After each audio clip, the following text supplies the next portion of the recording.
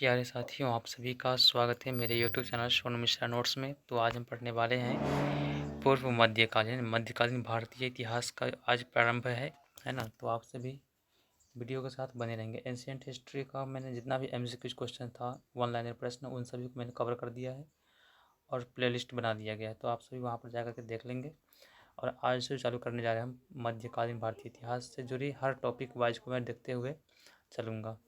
तो चलिए, सबसे पहले पढ़ेंगे हम पूर्व मध्यकाल, जिसमें उत्तर भारत का समय।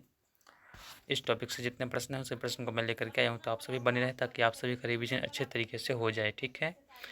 तो पहला प्रश्न है, मोहम्मद बिन कासिम ने किस वर्ग को जजिया कर से पूर्णतः मुक्त रखा था? तो ब्राह्मणों को, है ना।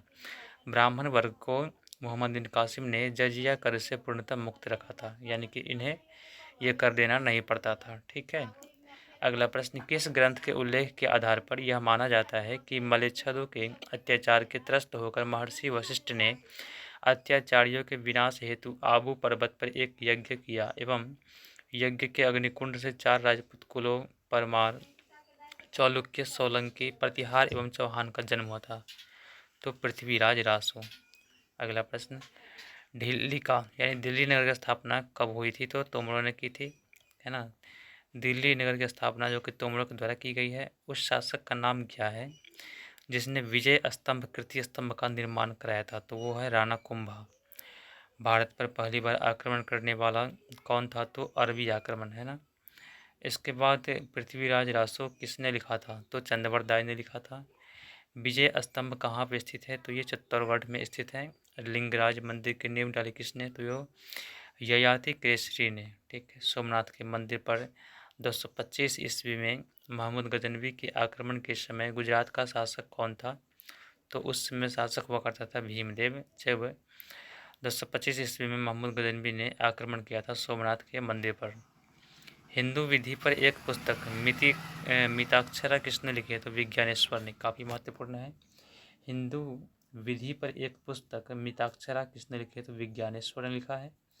किस नाटक के कुछ अंश 2.5 दिन का झोपड़ा मस्जिद की दीवारों पर अंकित है? तो वो है हरि केली, है ना। अब अगला प्रश्न है, रानी पद्मिनी का नाम अलाउद्दीन खिलजी की चित्तौड़ विजय से जोड़ा जाता है, उसके पति का नाम क्या था? तो उसके पति का नाम था राणा रतन सिंह। अगला प्रश्न है, विक्रमशिला शिक्षा केंद्र के संस्थापक का नाम क्या है? तो वो है धर्मपाल, है ना। और नालंदा विश्वविद्यालय के संस्थापक का नाम क्या है? तो वो है कुमारगुप्त प्रथम। पाल वंश का संस्थापक था कौन? तो गोपाल। और पाल वंश की राजधानी क्या थी? तो थी मुंगेर या मुदगिरी, है ना। राष्ट्रकूट वंश का संस्थापक कौन था? तो दंती दुर्ग या दंती वर्मन कहा गया इसे।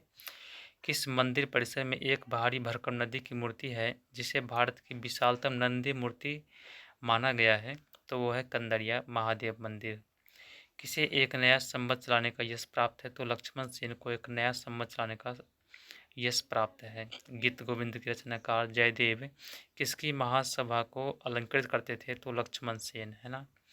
गीत गोविंद के लेखक कौन है? तो जयदेव जी हैं। किसने सोमपुर महाविहार का निर्माण कराया था? तो धर्मपाल ने कराया था।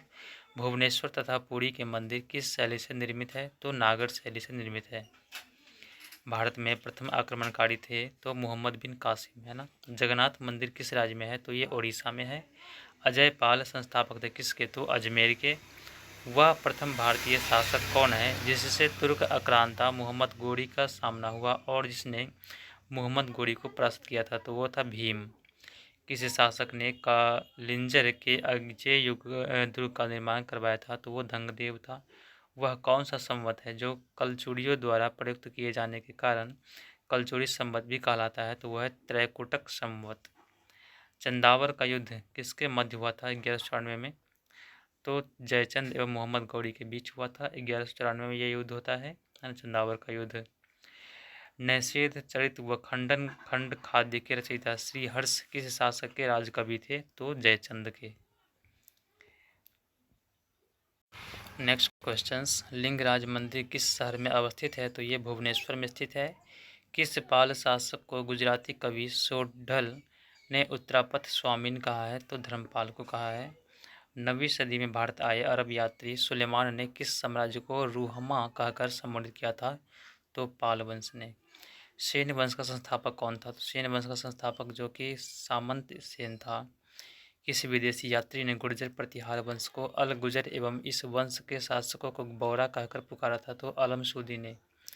जैन वास्तुकला का प्राचीनतम उदाहरण मिलता है कहाँ से? तो दिलवारा में। और कायस्थों का एक जाति के रूप में प्रथम उल्लेख कहाँ मिलता है? तो ओशनम स्मृति में। राष्ट्रकूट वंश की राजधानी थी मालखंड या मान्यखेत, है ना। मोढेरा का सूर्य मंदिर किस राज्य में स्थित है? तो गुजरात में स्थित है। ताम्रपत्र लेख दर्शाते हैं कि प्राचीन काल में बिहार के राजाओं का संपर्क था जावा सुमात्रा से। पुंड्रवर्धन भुक्ति अवस्थित थी कहाँ? तो उत्तर बंगाल में। जोजाक भुक्ति प्राचीन नाम था बुंदेलखंड का।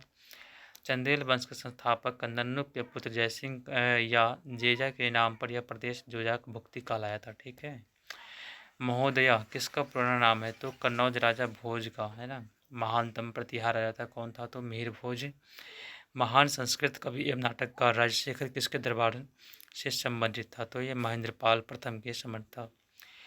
महान जैन विद्वान हेमचंद्र किसकी सभा को अलंकृत करते थे? तो कुमारपाल की।